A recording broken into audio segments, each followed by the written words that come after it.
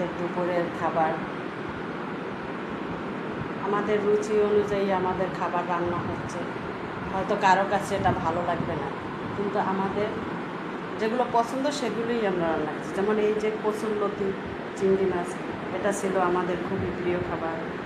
আর এটা হচ্ছে কে কী নামে জানেন জানি না, এটা হচ্ছে কলার থোড়। এটা আমাদের দুজনেরই খুবই প্রিয়। এটা হচ্ছে লাউ মিষ্টি কুমড়োর শাক ডাল দিয়ে রান্না করা, কিছু মাছ ছিল, এটা হচ্ছে ডাল,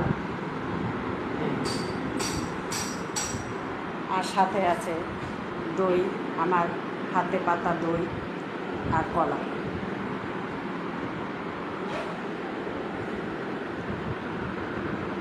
কেমন হয়েছে জানি না, এটা আমাদের ছিল পছন্দ খাবার।